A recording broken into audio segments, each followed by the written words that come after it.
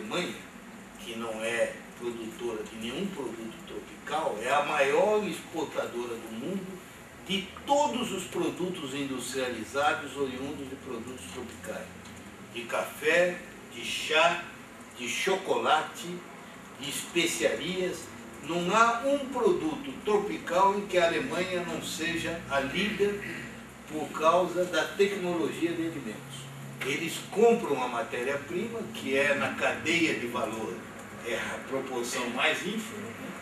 Eles compram a matéria-prima, por exemplo, eles compram o café, eles têm uma vantagem sobre o Brasil.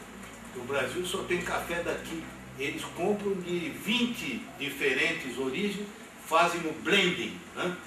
Misturam, fazem o processamento, a industrialização e, no fim, vendem aquilo industrializado. Mas aí o que é? É tecnologia, né? É tecnologia, como é o caso da Nestlé. Por que uma companhia suíça é uma das maiores produtoras de alimentos do mundo? Não é por causa da vantagem da Suíça com as vaquinhas que dão aquele leite numa paisagem maravilhosa, né? É por causa da capacidade de gestão de negócios internacionais e da tecnologia. Eu ouvi uma vez na UNCTAD, quando eu era secretário-geral, o CEO da Nestlé dizer: para nós o mais importante não é a propriedade intelectual, não é as patentes, embora isso seja importante. Para nós o importante são as marcas. O Leite Ninho, por exemplo, né? O fato de você ter 100 anos de uma marca, né? Então, essas coisas é que são importantes. Eu estou dizendo isso, pode parecer um pouco desconectado, mas é que eu acho que é aí que nós vamos ter que criar as nossas marcas, né? Criar as nossas tecnologias a partir dos nossos produtos, investir muito na pesquisa em institutos de tecnologia de alimentos, né? Para poder agregar valor ao que nós exportamos, né? Por quê? Porque, no fundo, o que eu quero dizer é que a nossa vantagem não é nem tanto produzir a produção primária, porque a produção primária, em geral, é abundante. Agora é que está havendo um problema, mas, em geral, em qualquer caso, você planta flor, de repente, é na Colômbia, é no Equador, é no Quênia, todo mundo produz essas coisas, entende? O problema não é tanta produção primária, é o que você faz com a produção primária.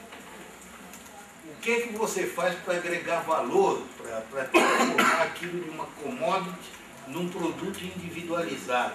O que eu quero dizer, em outras palavras, é que nós vamos precisar de gestão de negócios internacionais, porque a nossa vantagem não é a vantagem financeira, né? Não é a vantagem financeira, nós não temos essa vantagem. Então, nós temos que nos distinguir por dois caminhos: a tecnologia, que na verdade é um componente da gestão, né? E a gestão dos negócios internacionais. A capacidade de gerir.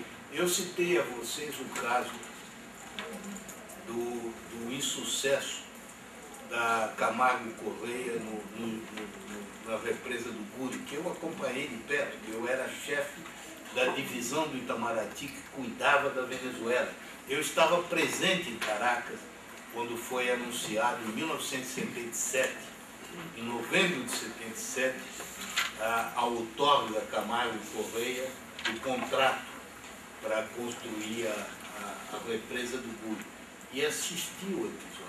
Não é que a Camargo tenha sido incompetente, mas a Camargo, na época, vinha daquele governo aqui do Brasil, que era o governo militar, da época do Itaipu. Ela nunca tinha lidado com um fenômeno como seria um desafio complexo de sindicatos que obedeciam a vários partidos, né?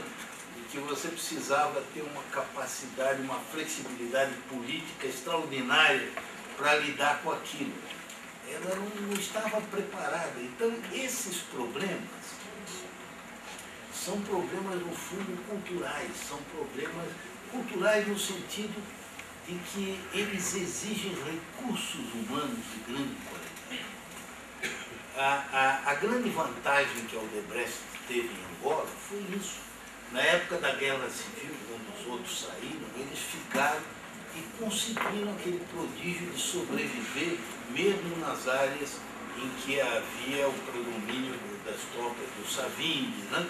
de violência, porque eles tiveram uma grande capacidade de se amoldarem a situações difíceis, né? Isso tudo só se adquire com uma... Estou terminando, vou concluir logo. Isso só se adquire através de um investimento contínuo em educação e recursos humanos. Uma coisa interessante que vocês nunca podem perder de vista é que essas empresas de construção, elas têm essa capacidade de ganhar dinheiro em lugares que todo mundo tem medo de ir, né? Por exemplo, a Odebrecht, uma das grandes áreas dela é a Venezuela. Venezuela, Angola, por quê? Porque esses lugares são menos disputados, né? Por que a Odebrecht ou o Andrade Guterres não ganharam grandes obras na Arábia Saudita? Porque a Arábia Saudita é uma área de caça reservada dos americanos e ingleses, né? São países que são aliados estratégicos dos americanos, que fornecem petróleo, mas nesse país é muito difícil você penetrar. Houve uma época que aquela nossa famosa companhia de armamentos, que já desapareceu, que fazia aqueles carros blindados, quase que ganhou uma concorrência. O tanque que ela tinha feito tinha ganho as provas de performance na Arábia Saudita. Os americanos mandaram o secretário de Defesa, 2 semanas depois, a Arábia Saudita anunciou que ia dividir o contrato entre a IGESA e os americanos, só que houve um pequeno detalhe: eles cumpriram o contrato com os americanos e não com a IGESA.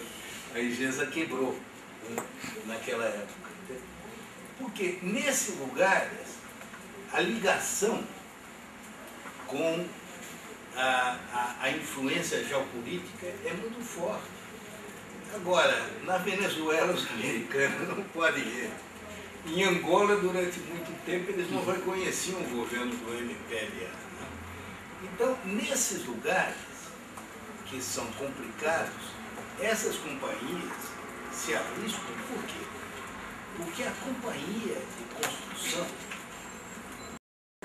o ativo dela é o recurso humano, é o engenheiro, é o manager, é o diretor, porque o que eles têm de parque de maquinária é mínimo, entende? Muitas vezes eles até lisam, né? É alugado, né? Então não tem muito. Se o sujeito resolve tomar lá o acampamento, é pouca coisa, né? A Odebrecht agora retirou 3.000 trabalhadores de Trípoli, né, da Líbia, está construindo o aeroporto. Eles vão ter que cobrar o serviço que já tinham feito, mas eles não têm nada no sentido de ativo, né? Não é como uma companhia de siderurgia, né, que tem um alto forno, né, ou uma companhia que constrói uma represa hidrelétrica que não pode tirar os geradores, né? Essas empresas de serviço é basicamente fator intangível. E é por isso que eles procuram fazer um tipo de arbitragem em que eles procuram sempre os lugares em que eles maximalizam os lucros, porque os recursos humanos são por natureza limitados. Então muitas vezes essas empresas podem, se quiserem, ganhar trabalhos nos Estados Unidos, mas não interessa, porque a margem dos Estados Unidos é muito pequena, enquanto que a margem em Angola ou na Venezuela é muito grande. E você precisa o mesmo sujeito competente para os Estados Unidos e para a Venezuela, para saber tocar a obra. Então, nessas áreas é que você vê, eu estou insistindo muito porque é o curso do professor, é a gestão. O que faz a diferença é a qualidade da gestão internacional. Nós estamos ainda incipientes nesse campo. Por quê? Porque a nossa internacionalização, embora com alguns sucessos como esses, muito alentadores, ainda é pequena, entende? Nós não podemos nos comparar. Por exemplo, eu já tive aí, nas minhas funções aí de trabalho internacional, de conferencista e tudo, eu já trabalhei com grandes bancos americanos como o Citi, né? O Citi, por exemplo, está instalado há mais de 100 anos em mais de 100 países. Né? Então, empresas como essas, como a Nestlé, como o Citi, como a General Electric, são empresas que têm uma experiência, muitas vezes, secular de internacionalização. E estão em toda parte. E estar, no caso dele, significa de estar implantado lá, né? Não é apenas para vender, para importar produtos. Né? Foi uma coisa que me impressionou muito.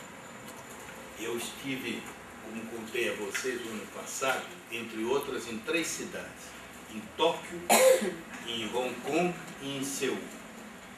E justamente eu estava num esforço do Citi, estava lá procurando mapear os mercados financeiros. Né?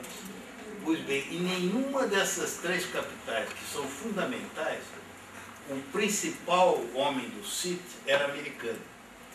Em Hong Kong era um chinês, ex-funcionário do governo chinês. Em Seul era um coreano e em Tóquio era um inglês. Então, isso nas empresas brasileiras é raro, porque as empresas brasileiras começam hoje, timidamente, a ter funcionários de outras nacionalidades. Tem muito que é no âmbito de trabalhadores. Por exemplo, esses trabalhadores que a Odebrecht tirou da Líbia, os 3 mil e pouco, a maioria são asiáticos, filipinos, tailandeses, etc. Né? Tem muito pouco gente daqui. Né? Agora, os quadros médios já são mais rarefeitos. De vez em quando tem aí uns peruanos, tem alguns de outros países. Mas quando você chega na direção, tem ninguém. Então, as empresas brasileiras ainda têm um índice, o que a UNCTAD chama índice de transnacionalização, muito pequeno.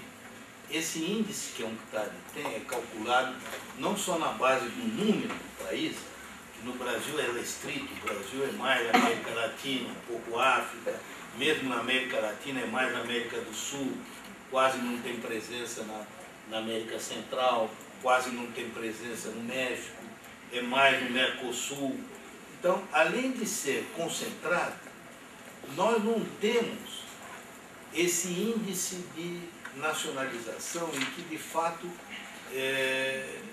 a pessoa que se distingue acaba se tornando um grande executivo dentro da própria empresa, como esse pessoal tem. Você vê, a Nestlé tem muitos brasileiros que fizeram carreiras importantes, outras empresas assim. As nossas empresas ainda não têm. Por quê? Porque para chegar a esse ponto,